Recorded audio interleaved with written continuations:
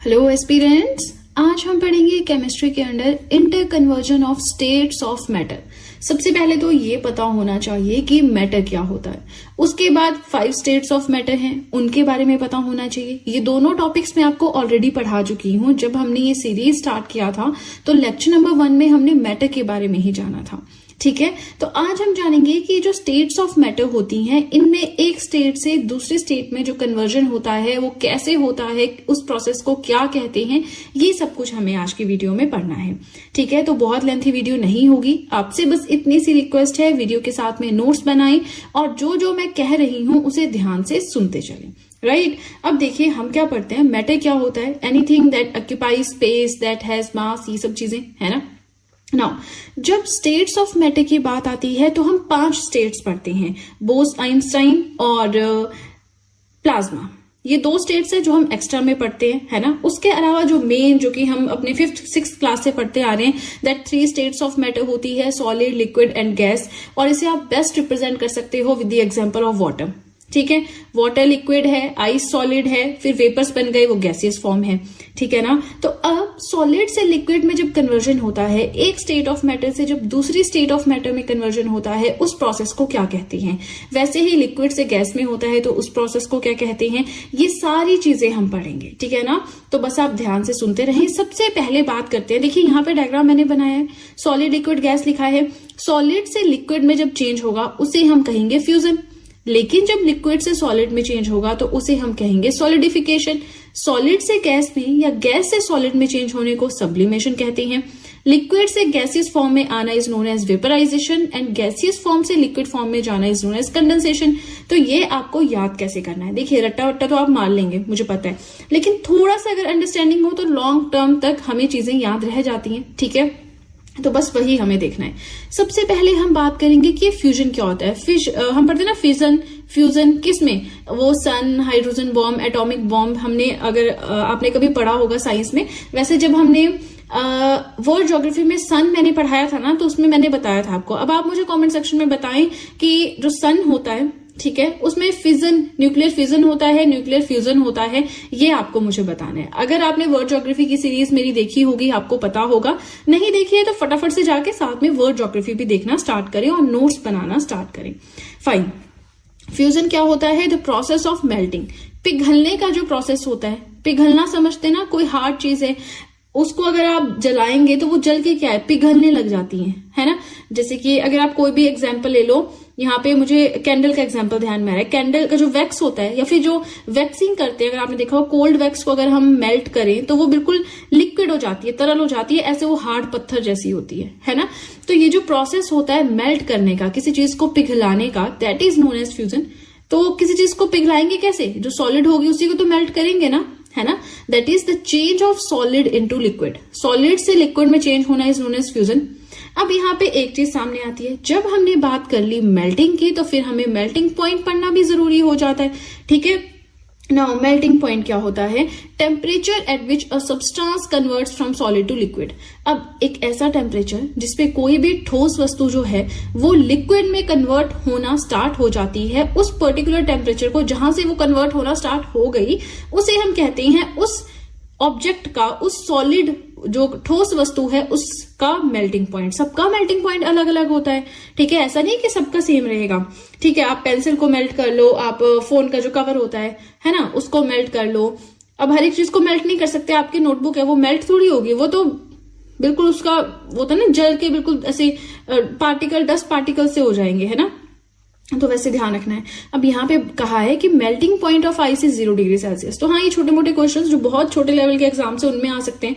Plus बहुत पहले के टाइम में ना, 5-6 साल पहले ऐसे क्वेश्चंस आते थे, अब नहीं आते। अब तो बहुत तगड़ा क्वेश्चन आता है, मतलब नॉर्मल क्लर्क के एग्जाम में भी जो है स्टैंडर्ड बहुत ज्यादा हाई हो गया। नाउ याद रख लो, फिर भी यू नेवर नो, है ना, कब किस्मत चमक जाए, जो हमने पढ़ा वो पेपर में आ जाए। So melting point of ice is 0 degree Celsius. मतलब जो बर्फ होती है ना, उसको मेल्ट करने के लिए आपको 0 डिग्री सेल्सियस चाहिए। जैसे ही बर्फ को इतना टेम्परेचर मिल जाता है वो कन्वर्ट हो जाती है फिर वाटर में। ठीक है, एक चीज समझ आ गई, सॉलिड से liquid process is known as fusion, process of melting, melting से आ गया मेल्टिंग पॉइंट। आगे चलते हैं, अभी जो उल्टा प्रोसेस है, this process is known as solidification. मतलब लिक्विड से कोई चीज सॉलिड बन जाएगी तो हम उसको बोल देंगे सॉलिडिफिकेशन।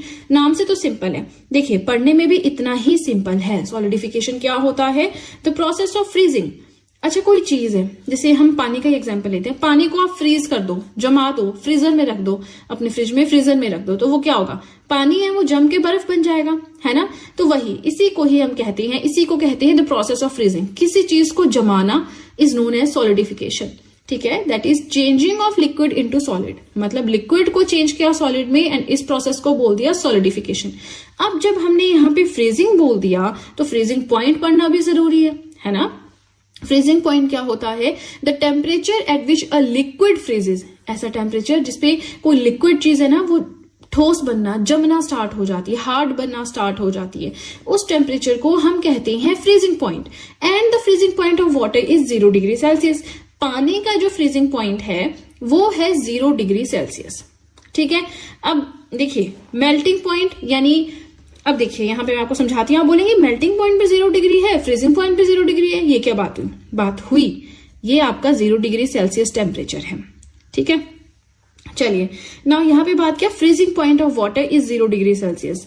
जब पानी को 0 डिग्री सेल्सियस पे पानी पहुंच गया, ठीक है, तो थोड़ा सा भी कम टेम्परेचर हुआ यहां से तो वो फ्रीज होना, पानी जो है वो आइस बनना स्टार्ट हो जाएगा, फ्रीज होना स्टार्ट हो जाएगा, ठीक है।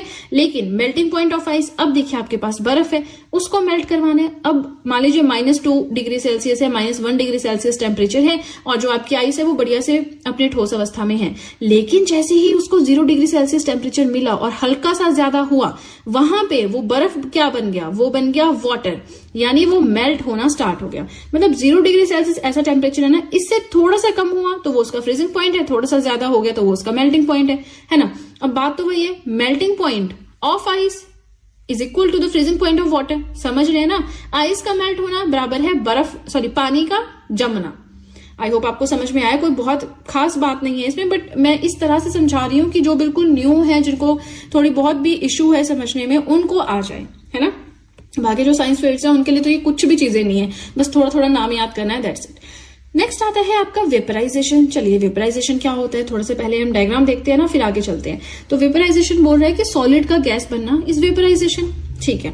अब यहाँ पे क्या हो रहा है, the process in which liquid state changes into vapour state और गैसियस स्टेट। लिक्विड है, गैस में बदल गई, वेपराइजेशन हो गया। पानी को उबालते हैं, चाय बनाते हैं तो क्या करते हैं, पहले पानी उबालते हैं, फिर चीनी पत्ती डालते हैं। तो जब पानी उबल रहा है तो उसके ऊपर अगर आप प्लेट रख दोगे ना छोटी, तो उसमें क्या होगा, प्लेट के ऊपर बहुत सारा पानी इकट्ठा हो जाएगा। जब आप उसको हटाओगे तो वो क्या थी, भाप थी आपकी, ठीक है।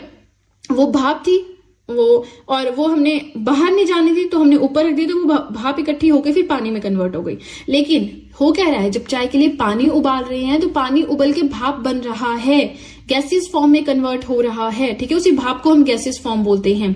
चलिए नेक्स्ट हमें पढ़ना है कंडेंसेशन। तो कंडेंसेशन क्या होता है, गैसियस स्टेट का लिक्विड स्टेट में चेंज होना, ठीक है। कंडेंसेशन देख लेते हैं। So conversion of gas into liquid, वही गैसियस स्टेट का लिक्विड स्टेट में चेंज होना इज नोन एज कंडेंसेशन। इसका मतलब है कि वाटर वेपर्स जो है वो चेंज हो रहे हैं लिक्विड में। अब इसका वही एग्जांपल ले लो, जब चाय वाला एग्जांपल दिया, जब पानी उबल रहा है तो ऊपर को भाप जा रही है, तो वो क्या हो गया, हमारा वेपराइजेशन हो गया। लेकिन अगर आप उस पतीले के ऊपर प्लेट रख देंगे और सारा पानी इकट्ठा कर लेंगे, तो वो जो भाप है ना वो पानी में कन्वर्ट हो रही है, उसी प्रोसेस को हम बोलते हैं कंडेंसेशन, ठीक है। सिंपल भाषा में समझाया, बाकी आपको बढ़िया तगड़े तगड़े एग्जाम्पल्स मिल जाएंगे, ठीक है। नेक्स्ट आता है सब्लिमेशन। अच्छा, सब्लिमेशन कहाँ पे है, सॉलिड का गैस में चेंज होना या गैस का सॉलिड में चेंज होना is known as sublimation. Now this is very important. इसमें क्या होता है ना कि कोई भी आपका जैसे हम बात करें कि कोई भी आपकी चीज है, ऑब्जेक्ट है, ठीक है, वो सॉलिड से डायरेक्टली गैस में चेंज होगा, लिक्विड में नहीं जाएगा, या फिर गैसियस फॉर्म से डायरेक्टली सॉलिड में चेंज होगा, लिक्विड में नहीं जाएगा। मतलब लिक्विड का कोई लेना देना नहीं है सब्लिमेशन से। उस प्रोसेस को हम बोलते हैं सब्लिमेशन, जिसमें सिर्फ सॉलिड एंड गैस ये दो स्टेट्स इन्वॉल्व हैं। चलिए देख लेते हैं सब्लिमेशन। लिखा तो मैंने यही है यहाँ पे सेम चीज, बट यहाँ बहुत ही अच्छे एग्जाम्पल से हम इसे डिस्कस करेंगे। देखिए सब्लिमेशन क्या होता है, conversion of a substance from solid to gaseous state, और गैसियस से सॉलिड में भी या सॉलिड से गैसियस में भी, इन दोनों में एक दूसरे में कन्वर्ट होने के प्रोसेस को हम बोलते हैं सब्लिमेशन, ठीक है। और यहाँ पे जो है लिक्विड स्टेट का कोई जिक्र नहीं होता है। लिक्विड स्टेट का कोई मतलब नहीं है। Liquid without undergoing this state, liquid state में बिना गए ही सॉलिड से डायरेक्टली गैस में चेंज हो जाएगा या गैस से डायरेक्टली सॉलिड में चेंज हो जाएगा। ठीक है, अब इसका एग्जाम्पल भी तो हमें पता होना चाहिए। हम रट तो लेंगे कि सॉलिड से गैस में है, ठीक है, लेकिन थोड़ा सा समझते हैं इसको एग्जाम्पल के साथ। जो आपकी ड्राई आइस होती है which is the frozen form of carbon dioxide, ये भी हम पढ़ेंगे, अलग अलग जो फॉर्मूलाज होते हैं उनके अलग अलग नाम भी होते हैं, है ना, तो वो भी हम पढ़ेंगे। फिलहाल इतना समझ लीजिए कि कार्बन डाइऑक्साइड की जो फ्रोजन फॉर्म है उसे हम कहते हैं ड्राई आइस। तो जब ड्राई आइस को, अब इसका भी एक पर्टिकुलर एनवायरमेंट होता है, कैसे एनवायरमेंट में ये रहेगी, किस गैसेस किस एनवायरमेंट की इन्फ्लुएंस में ये रहेगी। लेकिन जब ड्राई आइस को आप डायरेक्टली एयर में रख देंगे, ठीक है, तो ये डायरेक्टली क्या होगी, सॉलिड से इसकी भाप उठना स्टार्ट हो जाएगी और सॉलिड से गैस में कन्वर्ट हो जाएगी। मतलब ड्राई आइस जो है फॉग समझते हैं, धुंध, है ना, तो उसमें कन्वर्ट हो जाएगी। मतलब कोई लिक्विड में कन्वर्जन नहीं हुआ, सॉलिड से डायरेक्टली गैसेस फॉर्म में कन्वर्जन हुआ। चलिए, तो मैंने आपको पहले ही कहा था छोटी सी वीडियो है, बहुत बिल्कुल बेसिक सी चीजें हम यहाँ पे पढ़ेंगे।